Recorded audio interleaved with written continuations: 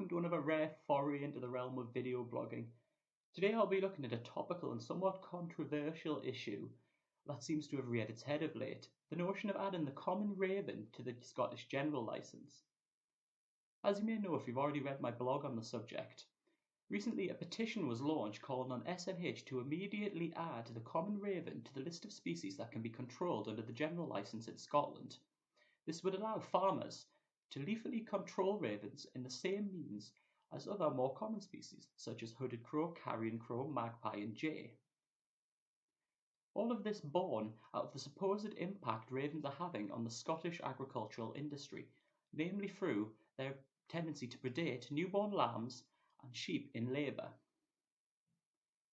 SNH have long acknowledged the impact ravens can have on agricultural interests, and to date have issued a number of licenses to control ravens via lethal means in exceptional circumstances. These, however, have been disputed by worried farmers who claim issuing a license to kill 2 ravens when a flock of 30 ravens pose a problem is simply not enough and does not go far enough to protect their stock. With over 1,500 people now having signed the petition, it is clear that this issue is not going away anytime soon. And quite frankly, farmers appear fed up with the raven. Do ravens really pose a threat to livestock? Well, yes, regrettably.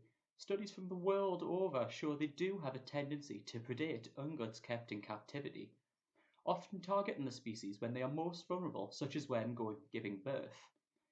Targeting the eyes, uterus, and various other bodily orifices, and often not killing the animals outright, leaving the creatures to be dispatched by the farmer upon discovery. This, understandably, is not pleasant for those who depend on these animals for their livelihood.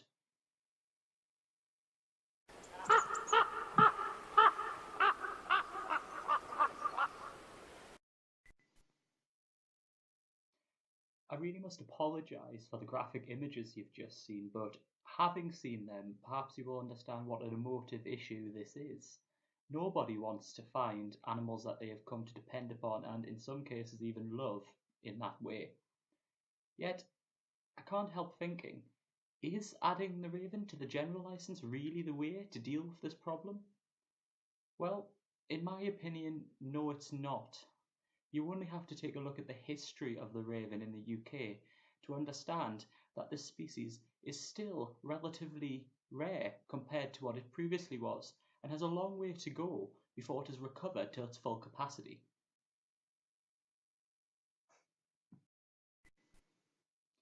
While I am fully sympathetic to the cause of the farmers involved in this scenario, you only need to look at the history of the raven to see that a widespread cull is not the way forward. Back in the 16th century, the raven was relatively widespread in Britain. In fact, it was actually praised, cleaning up carrion and offal that would otherwise pollute the countryside. Fast forward to the 19th century, however, and the species was widely persecuted by both farmers and gamekeepers for the supposed impact they had on game birds and, of course, sheep. This led to the raven declining massively in the UK, and at one point only 1,000 breeding pairs of the species were left, mainly isolated to the far west of Scotland.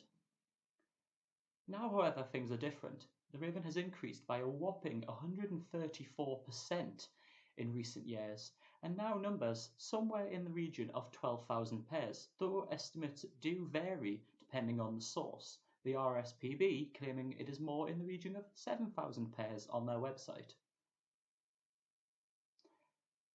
Though this may seem like a monumental increase, the raven population has not yet reached its full capacity in the UK. Indeed, they are still relatively isolated to upland areas, while looking around the world, ravens inhabit lowland areas. Where are they in these lowland areas in the UK? Clearly, there is room for ravens to spread and populate other habitats, though at 12,000 pairs, farmers and other worried parties seem to think the population has reached a level which warrants control.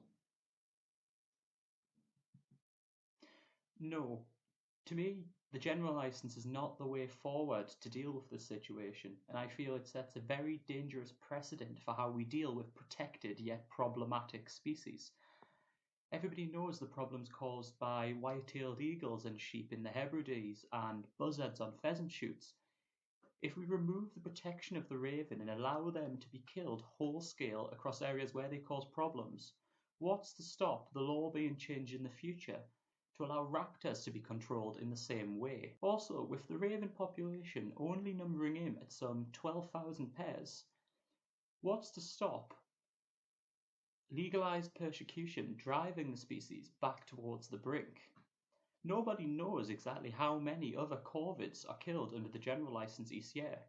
Thankfully, this has very little effect on their whole population, but with the ravens still in a relatively fragile state, this could be a very real possibility, and is something I feel SNH should take into consideration before making any decisions when it comes to their 2017 review of the general license. How then do you deal with the situation? Well, SNH have long championed an approach which involves scaring the birds away, though given the recent circumstances it would appear this has failed. Others have suggested dogs as a means of scaring away birds from livestock, while others have suggested simply taking stock indoors, a claim which farmers have branded ludicrous, as how is it possible to take whole herds of sheep in very remote areas indoor to lamb? This may be a realistic prospect in some areas, but in most it is not, mainly due to the spread of disease in such close quarters, but also the difficulty at which rounding up whole herds at this time of year. So what then do we do? Well, as much as I love ravens, something has to be done to combat the recent conflict situation, and I'm quite in line of thinking with SNN's decision on licensing. Shooting ravens in problematic circumstances must be a last resort, but I also feel farmers do have a right to protect their livestock. Compromise may be necessary between conservationists and farmers, and some ravens may have to die, though they are at present. So SNH could be a little bit more lenient with their legislation, allowing a few more ravens to be culled when problems arise, though this would have to be rigorously monitored so not to impact the wider breeding population.